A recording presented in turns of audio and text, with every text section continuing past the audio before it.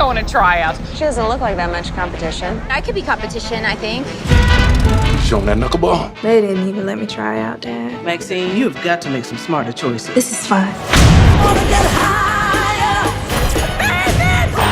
So what if right here, right now, we forget the rules?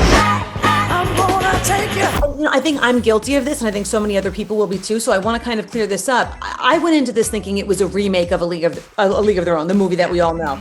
Yeah. It isn't. Like, it has its own personality and flair. So how would you guys describe the North Star of this series?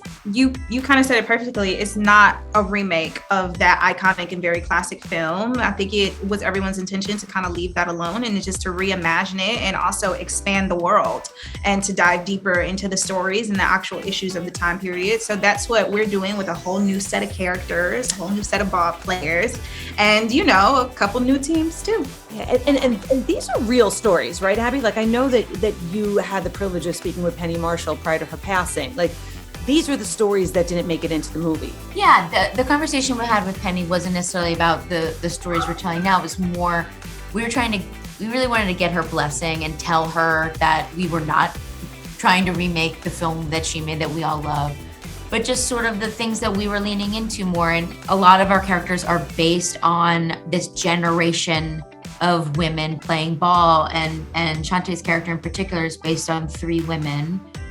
Toni Stone, Connie Morgan, and Mamie Johnson, who played in the Negro Leagues. So there's a lot of responsibility in telling these stories, I think.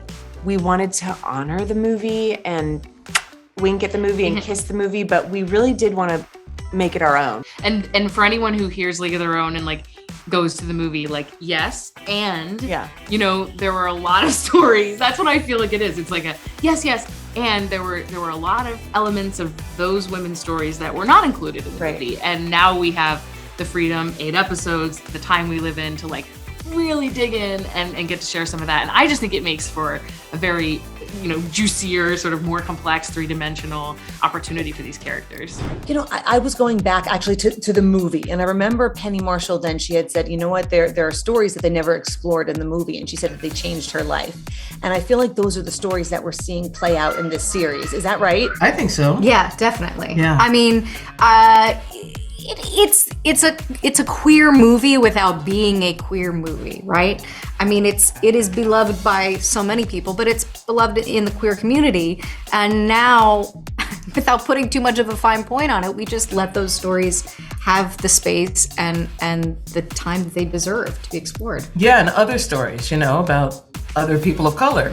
Like, what were their lives like? You know, I do remember, just because like I'm such a movie nerd, but Penny Marshall had said something that there was like a baseball test for getting in the movie. Like, was there any sort of that type of a thing for the series? No, thank God. No, we didn't. Okay.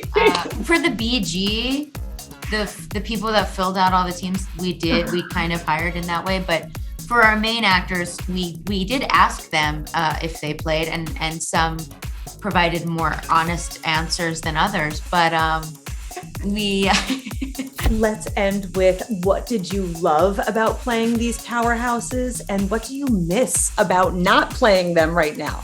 I can speak for the cast, not even just Melanie.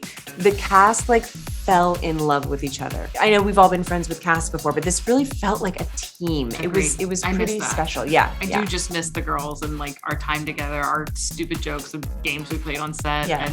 And I miss Joe, because I fell in love with Joe when I read the script. It was really, really fun to be her. Joyful. Yeah. Yeah.